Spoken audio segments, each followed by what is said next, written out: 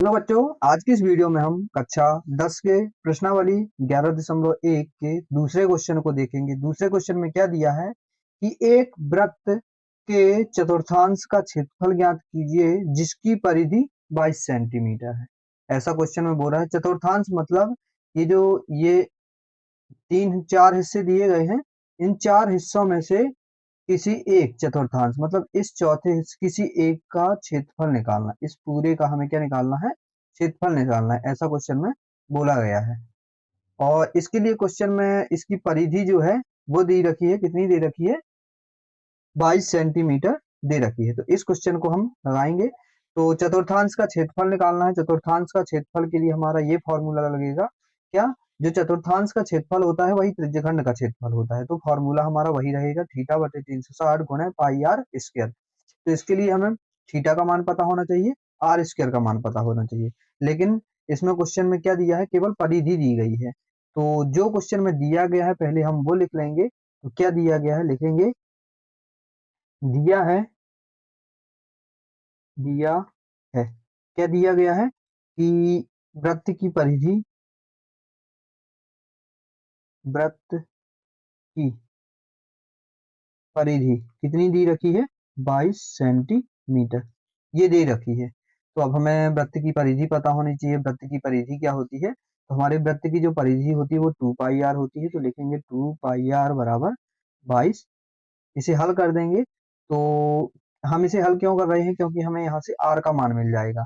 और हमें यहाँ पे आर चाहिए है। फॉर्मूला में जब हम रखेंगे तो आर की जरूरत पड़ेगी और थीटा की जरूरत पड़ेगी। तो हमें आर का मान निकालना है और थीटा का मान निकालना है।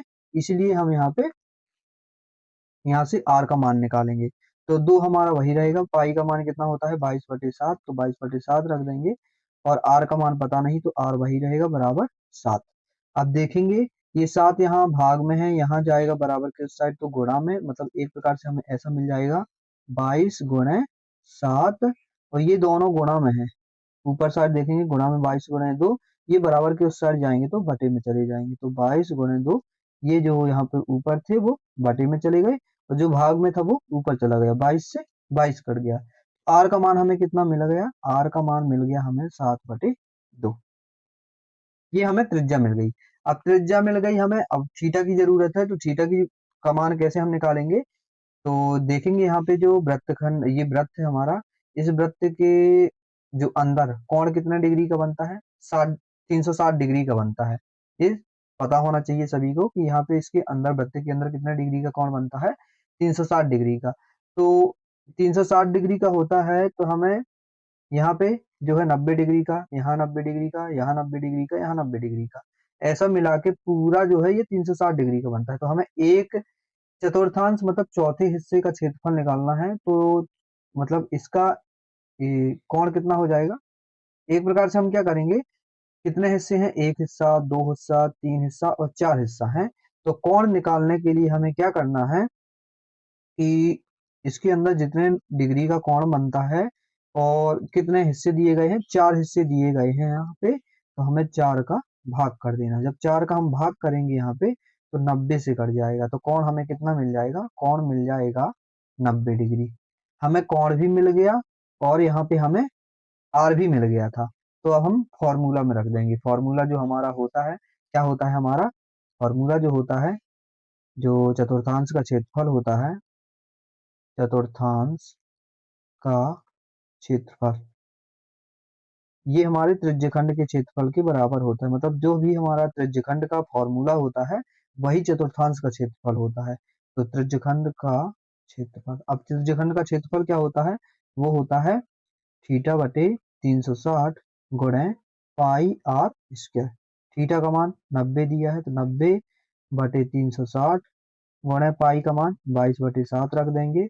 और आर स्क्वायर है, आर का मान कितना दिया गया है? आर का मान ये दिया गया है कितना? 7/2।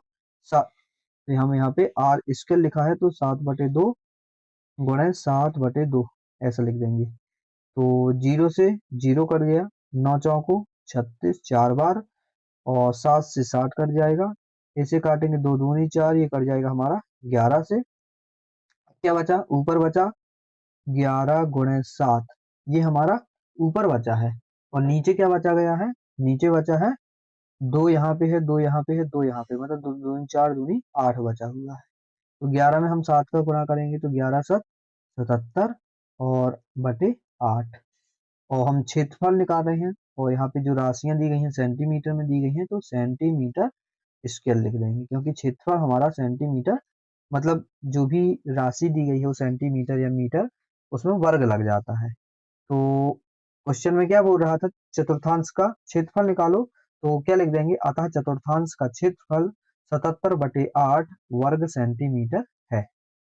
ये हमारा दूसरा क्वेश्चन आसानी से लग गया।